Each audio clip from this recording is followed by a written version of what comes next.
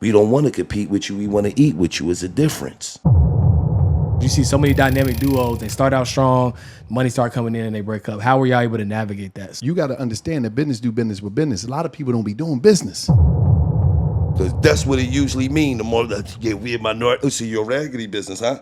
Okay, cool. I got you. You can never expose me for not being me. What's the craziest to me is when niggas meet me and they be like, man, you just how you is on the internet.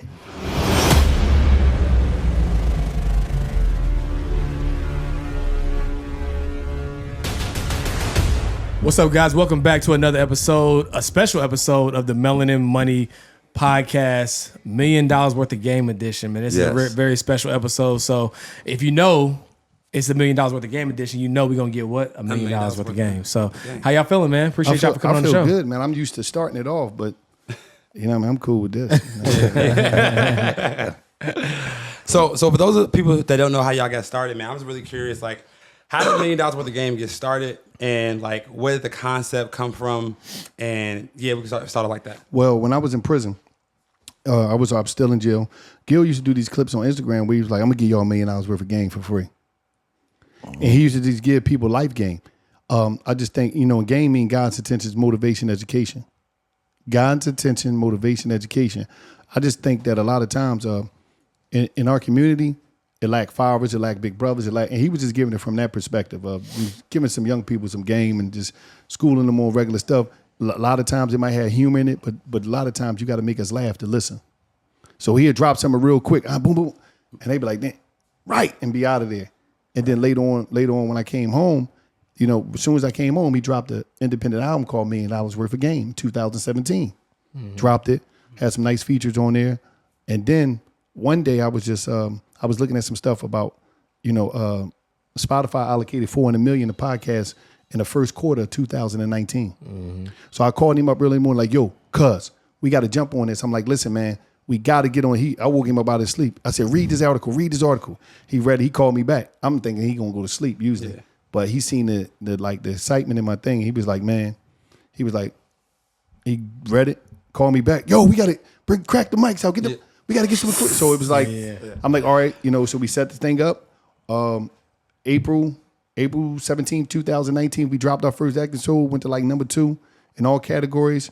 On your first episode? Yeah, first episode. It said like 7 hours. Yeah. We shot up there, everybody jumped on it. Y'all put ads behind it or something? Yeah, no ads. We never use ads. It went straight up. Never use ads at all. Yeah, it went straight, and my whole thing is nothing wrong with ads. You can use whatever you want. But we didn't know nothing about a lot of this stuff. We were just going off the. I think us being naive and not knowing was one of the greatest things for us, because what it do is it had you overly thinking. There's one thing about me and him. We not doing that super thinking. Oh, we just keep thinking to think. Oh yeah, I'm thinking to think some more, to think about why I ain't gonna do shit. Yeah. And we just went and now here we are. It's crazy. One of the things I think that, at least from outside looking in, that makes y'all platform so dope is how organic it is. It's evident that y'all family, y'all brothers, wrestling, fighting, all that stuff. So our question is, obviously, as y'all grow, sometimes you see people have like ego issues, right? As the money start coming in, right? So like, how were y'all able to navigate that so well? Because you see so many dynamic duos. They start out strong, money start coming in, and they break up. How were y'all able to navigate that so gracefully? One thing about Cuz, I'm gonna tell you some real stuff. Cuz always was in position to make money. He just wanted to see me make some money. So it was never about, like, he one of the most, selfless people I know. He's not, he don't give a fuck about the shit that the average person give a fuck about coming from our communities. Right. You know how everybody just want to battle. I want to shine. I want to bet. Yeah. Like everybody is, do you notice most team players from where we from, they be playing against their own team?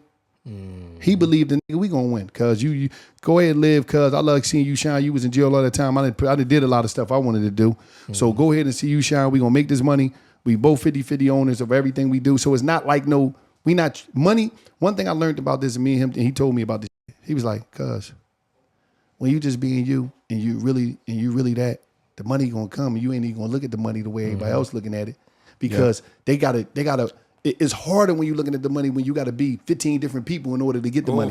Talk about it. Yeah. Because like use another because so you was gonna get, you know, and you know what I mean? So they gonna, you know what I mean? It is what I'm saying, that's what he said though. Right. You know what I mean? And it's like he just knew like we We ain't got to be tripping about that shit. And that's why our shit is so, that's why we wake up every day happy. We ain't mad at nobody. I ain't mad at him. He ain't mad at me because we not tripping about no fucking money. That's the easiest thing for us to get is money. Yeah. How can we focus on our life and deal with real life issues every day? Because a lot of people don't understand the shit that me and Gil talk about off camera, just like regular life. It's just regular life shit that regular people at our age, at 40 in their 40s is talking about as male, trying to looking at life, looking at the kids, how they grew different than us, and education and just dumb shit that we see online and whatever. We regular man. People just, I don't know. We just ain't got time to be fronting like we better than you or you better than us. One thing I love about you, when Wallo gets a new car, you are you're more hyped than he is about getting the car because you really care about seeing him win. I mean, he did 20 years in jail, man. You know what I mean? That's a long time. You gotta understand, he went to jail as a kid. He came home as a grown fucking man at 37 years old. Think about that. He went to jail. When he went to jail, his motherfucking, I don't even know if his niece was even born yet. No, it didn't. She wasn't born. It wasn't even in existence.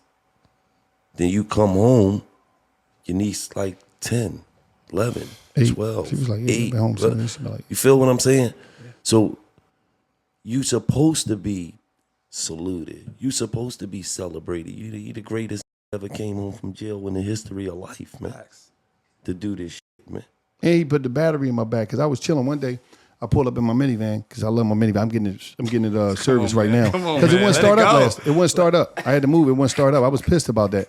So I'm getting that service right now. But I come through in a minivan. He like, yo, man, why the fuck you keep driving that fucking minivan all the time? Why you? I said, no, it's just comfortable. So he was like, let me see something. I showed him. I go on my bank account. He said, you got all the fucking money, all these fucking zeros, man. And you driving around in that minivan. He said, I'm not telling you that you got to shit on nobody. But he said, where the book of life? I showed him the book of life. He said, you got all this shit written down that you wanted to buy and do. Why you ain't buying none of this? The fuck do you care? You going to die one day. And that's what he told me because it was like, I don't know what the fuck I was doing. I just was like, I got my minivan, I'm chilling. I'm going, listen, I'm literally going through problems with my, man, he like, where you at? I'm like, I'm at the joint trying to get some Freon. My AC went out. It's like, Freon. You going through AC problems? Is you crazy? Yeah.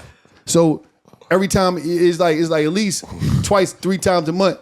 He called me, where you at? No, I'm at the joint, man. I'm getting the minivan, the tire. I'm getting a new tire. The tire was, he like, yo, what is you doing, cuz? I'm like, no, man, this joint, I got to preserve I got to preserve the minivan. You know what I'm saying? He like, yo, you tripping, man. You doing, he like, you tripping, you doing too much, man. He like, you just, it's just too much, right? And it was just like, he always wanted to see me win. It wasn't even about it. Like, yo, go get it.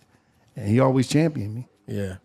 I know that for y'all, it's really organic and y'all, the easiest thing for y'all to do is get the money, right? But like for people that don't know, because a lot of people, they just get in front of a microphone, they think they're going to be able to make money from podcasts. And what do you think most people are missing about the business of podcasting? Like how y'all really It ain't even the business. It's the part, Gil always say this. Before you get to the business, nobody never listened to you in your life. Why would people start listening to you now? Just like you got celebrities. Oh no, we like that you played basketball. We like that you was a rapper. We never took no advice from you. You don't motivate us. You don't put me and Gil came in from a different perspective. He on there giving people game all the time. I'm on there pushing and motivating, encouraging people. They already listen to us. Right. You know what I'm saying? So you got certain people that they listen to, and people just think, oh, I'm gonna just do that. But we come from the black culture where everybody do what everybody do, but we ain't everybody. And that's where people don't know how to say, I got some money, but I know in our neighborhood, what's name always had good sound advice, people like him. Let me get behind him. We live in a world now where as though you know you can't rap. You know the best rapper in your neighborhood is Lil Boo Boo down the block, but you want to start rapping. Why you ain't put the money and the energy behind him? Right. See, because internet created all these fucking illusions that everybody could get it off. You're not getting it off like that. Yeah. You can't just pop it. That's not happening. Right. And he be quick to tell you like, who the fuck ever listen to you? You got niggas that have been born their whole life and then they get to a grown ass man and now they want it. Bro, you're boring. You always been born. The nigga that I am right now is the nigga that I always was. Even I was the nigga in school, I didn't give. dancing in the stands at a football game. Hey, hey, everybody, yeah, Gil, hey. But I also put some leg warmers on you. So it was a respect thing. Like, that nigga just crazy. He don't give a fuck. He don't care about what you think about him. But he always been him. Always been me. I'm talking about going to the white college. He going to Cabrini. He him in the college. Well, whoever. He just him. He just going to laugh. 95% white college. I'm the nigga that's up there. They like, that's it. We fucking love him. He's crazy nigga, but we love him. Yeah. Because I'm just going to be me. When you got Wallo is just going to be Wallo. You got motherfuckers out here that walk up on us and say, yeah, man, we Wallo and Gillie of Tennessee. Nashville. Yeah. No, you're not. And which one of you niggas is me? You ain't me. Yeah, and then we just trip. No, that's what I'm telling them. Like, so, like, for us, we got the greatest job on planet Earth, man. And I think it's because y'all are being yourself. Like, authentic. We live in a world where everybody wants to be somebody that they're not. And I feel like the few people who have the courage to be authentically them are going to be the people that actually win and get to the next level. Nobody out here want to be authentically them. You got chicks who was born their whole life and then, you know, they was, you was cool, you was great personality, you get your body done, all of a sudden you got this bad bitch energy. I'm a bad, you ain't no bad bitch. Can't no operating table make you no bad bitch. Bad bitch is about a mentality. Yeah. About how you feel about yourself. You didn't just feel you was a bitch when you was a fucking stuff vacuum bag. Yeah. You was the quiet one. You ain't say nothing to nobody. Yeah. Just, we didn't even know you was in the room. Now they slice you and dice you. Now you walking there, hey, I'm here. The bad bitch. Sit your gum down. Gotcha. Ain't nobody want to be authentically who they is. Everybody want to front, fake it.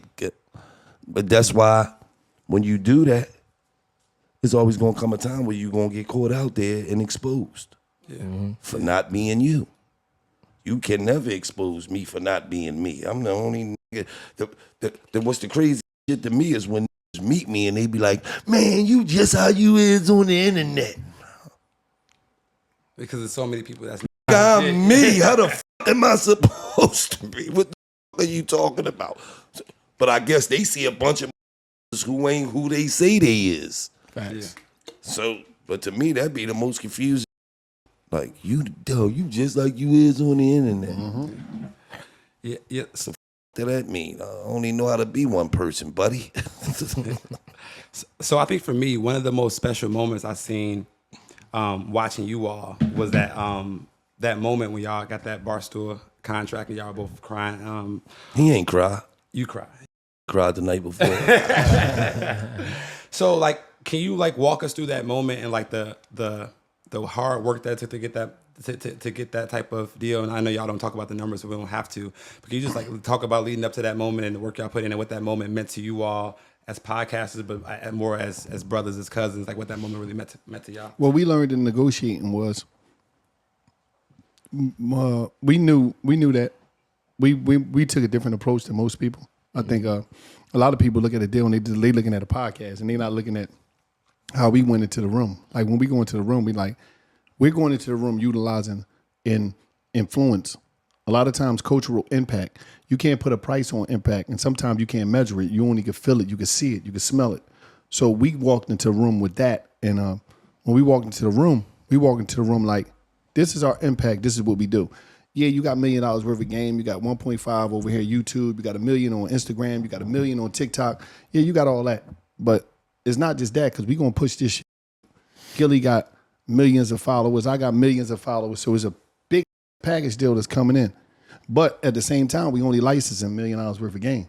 But we're making a verbal commitment of the push based off of me and Gillie. See, $1 million worth of game and Gillie and Wallo is two different things. His brand is Gillie the King, is his. My brand is Wallo 227, is mine. They ain't got nothing to do with contractual agreements or licensing deal of $1 million worth of game. Wow. But when you got $1 million worth of game, we're being You know, it's just like credit, business credit. Say you get a business right here, right? And you ready to go get a loan of credit, right? Who got to be the person, the PG? So we like the PG of $1 million worth of game saying, here go $1 million worth of game. You going bet on them. You gonna give them a licensing deal. We gonna make loads of money of that. But the personal guarantor right here, Gillie and Wallo, is back in that plane saying, we gonna push this. We gonna do this outside on our own vehicles outside of this. Because Gillie and Wallo is outside of $1 million worth of game. But when we together and for $1 million worth of game, we under that umbrella. So it's a big business play that a lot of people don't understand and see, and they don't understand, and they never negotiated on that type of way. Because a lot of people can't be Gillie and Wallo outside of the platform because they don't have the strength, the leverage, or the numbers. So that's the impact in that. So when we go and negotiating, we bring in a whole different machine. We bring in a whole different approach to it. How'd y'all even learn like that to approach it like that? Because most people wouldn't know. Most just people talking. Just me and him being here. See, one thing people don't understand, one thing, Gil gonna sit back. He gonna smoke his weed, chill. We gonna sit in here and we gonna talk. We not running around party animals. We ain't worrying about a lot of we ain't running around going here, going. When we go to places, we go to work, we post up in the hotel, he eat his food, I eat mine, and we laugh and joke and we talk about real shit and we break down what we got going on and we sit back and look at in a real transparent way. We not running off no cat. We running off what can we do, how can we do it, how can we go in and walk in this room and walk out more powerful than we walked in. And how can we, and our shit has always got to be mutually beneficial.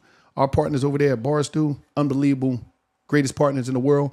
And we wanted to bring value as they was bringing value to us. It wasn't a one-way thing. Yeah. We wanted to say, damn, all right, Dave, Erica, whatever, we going to go hard for y'all. Y'all go hard for us. And that's what it's about. You know what I mean? Is everything we do is mutually beneficial. It ain't just about no doubt because we turn down money, millions all the time. Yeah. Because it just don't make sense. And one thing about us, we like our independence. We like our freedom. We don't want to be, somebody could call on us at any time. So, you know, that's how that go.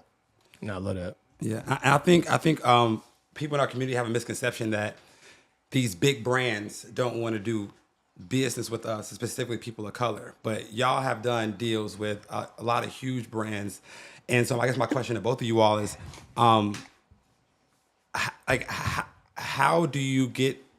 What did you all do to put yourself in a position to get these bigger brand deals? Because y'all work with a lot of big companies, and I think that we have a misconception that they don't want to work with us. They don't want our audience. They don't want to put money behind us in sponsorships and brand deals. So how can you? What advice can you give to the people on like how do you get these big brands to notice you and actually want to do business with you on a mutually beneficial way? You have numbers and relationships. And at the end of the day, outside of the numbers and relationship and proof of concept, you got to understand that business do business with business. A lot of people don't be doing business. A lot of people, like you understand, a lot of times in our culture, we running more off the black than we all running off of business. Everybody want to lean into, I'm black. All right, where's your proof of concept of the business that you say you do? Is you a legitimate business? Yeah. Is we doing business or I supposed to do business with you and I might have a legitimate business just because you're black? That's all I'm supposed to be doing because you're black. It's not about, is you doing business and this business that we supposed to be doing going to be mutually beneficial? Like, you could be black and I could be black. All right, cool. I'm going to respect you. I'm going to show you. I'm not going to disrespect you. I'm going to show you love. Right. We could go and have a meal together. That don't mean we got to do business together. Right. And that don't mean I got to support your business if you're not selling something that I want to buy. Yeah. And I don't go under the Minority Business Act. I don't believe in that.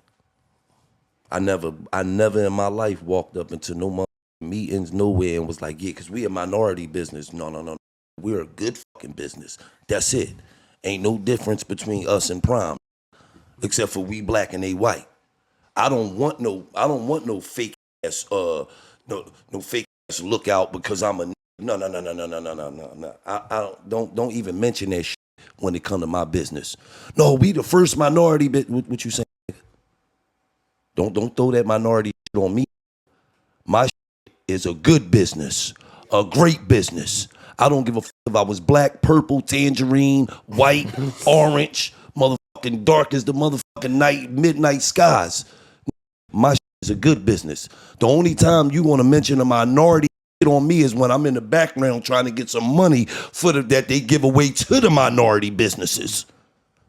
Other than that, I'm never going to be in the front room because you know we a minority. Usually, time that mean raggedy. Don't throw that on my shit. Because that's what it usually mean. The more that, we a minority. So you're a raggedy business, huh? Okay, cool. I got you. Because most of the times, don't know how to be a good business. They got some going on. So don't never throw that minority. You just seen one of our partners sent text about Pure Fuel, be the first minority energy drink to become partners with. I ain't posting. You see what I sent him back in the text? Do you realize most of the in this world is white? They got us beat. We a small percentage. You want to throw that out there for? I don't want somebody that was going to buy my drink to now know own it and don't buy it. Because you realize racism still exists out there, right? Oh, okay. So I'm going to post up there. We just a good fucking business. Okay. So you brought up Pure. Can you tell us a little bit about the idea behind it, why you all started it, what's the goal with it? And because I think I just had some. It was phenomenal. Yeah, it was good. It was phenomenal. And I was want to get the idea behind that and what y'all planning it. The bottom line, the goal is to take over, shut everybody else down. Healthy drink, ain't all that. And a lot of these drinks is poisonous. Got a lot of, we just connected, man, and we the fastest growing hydration drink. You know what I mean? We got 2 teams. We got WNBA, Chicago Sky. We got the Philadelphia 76ers. Really? Official hydration drink. Really? That's what. Yeah. What? I didn't know. Yeah, that's what. I didn't know, bro. We're not Yeah. playing, so Official sports drink for the Sixers and the Chicago Sky. Like at the end of the day, Can we bring it? Y'all took another one too. They get it down. This is the hydration. Yeah, this like- is limitless lemonade. You see what I'm saying? You know what I mean? It's jumping. Yeah. So that's what it's about, man. And Just this is the energy drink right here. Okay. You know what I mean? So this is hydration and that's energy. And it's good too. I ain't. Yeah, man. that's what it's Spent all a lot about. of time. So, I mean, this is obviously one. I'm pretty sure y'all got y'all hands in a lot of stuff, right? But how have y'all expanded? Because most people getting podcasting, right? We already realized that people don't know what they're doing. They're not interested. They just want to get in front of a microphone. But y'all just have taken it to levels that are unprecedented, right? So it's one thing to get the media money. It's another thing to be able to branch out and start these different product lines. So can y'all share a little bit about just like where y'all are headed and how y'all think about just leveraging y'all's brands to expand? I don't really product look at lines? us as a podcast. You know what I mean? And it'd be kind of upsetting when, people put us out there, the top podcast, the pop podcast, they put us up against people, and it'd be no disrespect, but I'm like, what other podcast y'all know do concerts? Fair enough. What other podcast y'all know do fights? Go to the community. What other podcast y'all know give out $4.5 million in the community? I'm confused when they be making these comparisons. I'm like, what the y'all comparing? Because a podcast is something by people that just sit in a room. Right. We out there in the jungle going to Right. real environments to really connect with people. We just Right. got a show. That's all we look at it like. Right. What other podcast is partnered up with BET to throw a celebrity game where you got 3,000 people in the seats and 2,000 people trying to get in? They got to zip tie the doors. You would have thought LeBron James was in there playing Kevin Durant one-on-one. Well, it was like that when I was on the field. My defense was, worthy of that. I mean, So when we get put in this box of like we a podcast, I'm like, we do a show weekly called Gillie and Wallo Adventures that come out every Wednesday. Whatever podcast is doing that, I'll be confused, and I'll be like, so y'all just want to put us in this little ass box that we just this. When we just did 30,000 pay-per-views and we had this from the streets fighting, and we did 30,000 pay-per-views at $20 a wop, and we put 3,000 people in the stands to come see some niggas off the streets fight. I'll be confused. I'll be like, we be having $1 million days out here. I'm like, what other podcasts be doing that? Like, I'll be confused. Like, Crazy.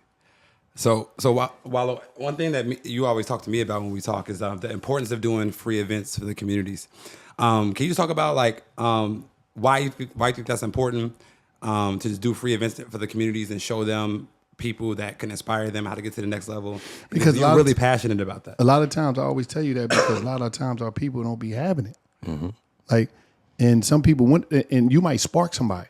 Like if you go to the community, you might give them some game, give them some information, you might spark them. And they didn't even know that they could do this, but they were like, damn, that's because we a lot of times in the inner cities of America is an information desert.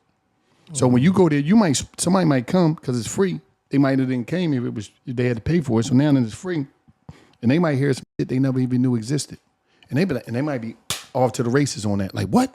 They leave, go do some further research, get some pamphlet. You know what I mean? Mm-hmm. So it's like, what do it cost? It don't cost nothing to really. You know what I mean? I did a video the other day where I was saying how you a broke street. Yeah. Right? Because if you in the streets, your whole objective of being in the streets is you gonna take a chance to get some money. And I said, you be having broke street that's been broke for 2 years. How you a broke street? Go get a fucking job. You just in the way out here. And I got a text from somebody that's my age that said, my man just sent this to me. He said I needed to hear this. And he was 40-something years old. Mm. Feel what I'm saying? Yeah. So a lot of times when you there, you go to the community or you say something that could touch somebody's soul, it could drive them in a different direction. For us, I'm not here to save everybody. But when we in the motherfucking airport and that young boy walk up on us like, yo, man, Wallo, man, I was gonna go kill some niggas, man. And I seen your video and that stopped me, man. I just want to thank you, man, because it was hard, man. That shit that mean everything to us. We ain't here to save everybody, but that young boy who was gonna go commit that murder and then would have around and spent the rest of his life in prison, and them young boys that get off that plane and say, yo, man, we seen the such and such episode when such and such was on there, and now we got trucks, man. Yeah, I got 3 box trucks, man. I appreciate you. That's the that mean everything to us, man. All the rest of that don't mean nothing. You feel what I'm saying? Because at the end of the day, I'm at a certain point in my life where I feel like we was put here to do certain things and to deliver certain messages. Because when them youngers look at us, they understand that we've really been in the water with them sharks. They not dealing with no square ass niggas. They dealing with some niggas who first understand them, don't talk to them. We don't talk at them, we talk to them, we listen to them. You feel what I'm saying? We not judging them. We not in competition with them. We don't want to compete with you. We want to eat with you. It's a difference. So that's why the young, they got a different type of respect for us than they got for the rest of these. Because these rest of these running around trying to compete. They got 8 chains on just like. They got 6 bracelets on just like. I'm 47 years old. If you don't know I got some money by now, you ain't supposed to know. I ain't gonna be out here trying to show some young that I got money. Right. So that's why they respect us. And that's why they take heed to that we tell them. Because when they look at us like the real OGs. No, they the real OGs. You know when you get to the cookout and you looking for a certain uncle. You got a bunch of uncles, but you ain't looking for Uncle Johnny. He's a fucking nut. You're not looking, you like, where Uncle Mike at? Uncle Mike got it together. Hey, come in, nuts, nigga. Uncle Mike got his shit together. Always had work, got his own crib, keep a clean caddy all the time. Yeah, keep the clean caddy. Yeah. Uncle used to sock it to your pocket, throw your little 20 back in the day. Something. Yeah, man. Come clean his car and all that. Yeah. Hey, nigga, how you gonna be taking your little shit? I mean, you only got $30. He go, man. Oh, you like, damn, man, Uncle that man. I'm gonna get like Uncle one day, man. I swear to God. We them. Yeah. We them uncles. Yeah. When niggas show up to the cookout, they like, where's Gillie and Wallo? Yeah. So that's how they look at us. Yeah, I feel that. So obviously y'all are, like you said, way bigger than the podcast. Y'all think differently. I can't put y'all in a box. What would y'all say is next for y'all, right? That y'all are willing to share? But one thing is real important. One thing is real important. You know, it's like a lot of times things come to you. And it's great when business comes to you that you're already into. There's some big time cannabis coming this year. Gillie own strand.